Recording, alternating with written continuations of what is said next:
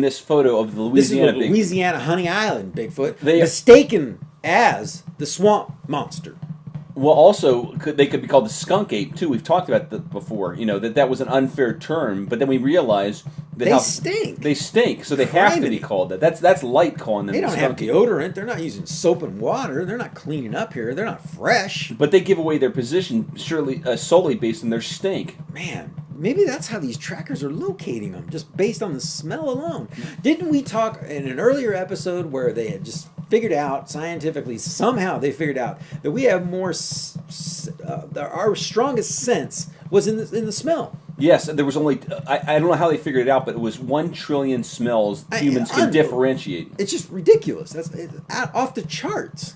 And Bigfoot is one of them. Now, there's a break between the land and where the photographer was taking the pictures. So that's a position of safety. Yeah, there's clearly a body of water, but it doesn't look like there's that much. He's not across the lake. This looks like some little area that's... Okay, in Honey Island, there's a land part of it, but there's also... I forget, it's like isn't it like 1,000 square miles? It's a pretty big area. It's massive. And this is probably one of these little interior lagoons or something. Yeah, and you're used to seeing photos where it's on the shoreline and you see those trees, bald cypress trees. Yeah, you see all these trees, but you can't see beyond that. You got to get out of the boat and get in there. But who would want to do that other than these hardcore trackers? Right. So this is deep in the area, and a lot of these areas, there's little bits of land, and then all of a sudden you could just you're back in the water again. It's Yeah, I mean, you're really in for it here. You've talked about the snakes, the massive snakes in Louisiana. You got the alligators. You don't have crocodiles, but you do have the alligators. And what else? We got wild boars, and we never got to talk about it. Oh just my how gosh, vicious that's right, the wild boars.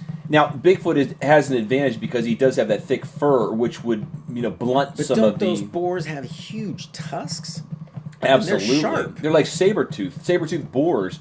They're almost prehistoric. They're probably right along the same lines as Bigfoot. Yeah, they're definitely prehistoric looking. I mean, they were in the previous epic. And they are vicious. Yes.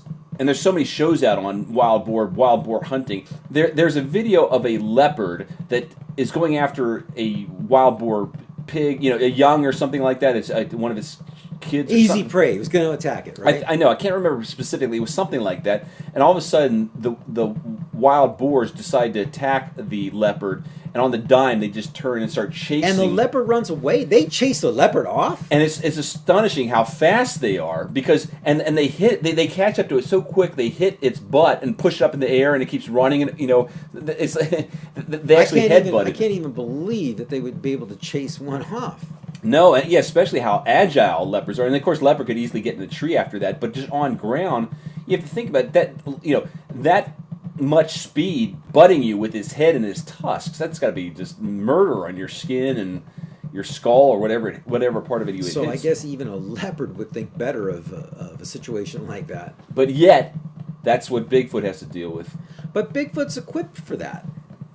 Yeah, but it would be nice to see a video of the two meeting because they've done it in the past. Now that would be something.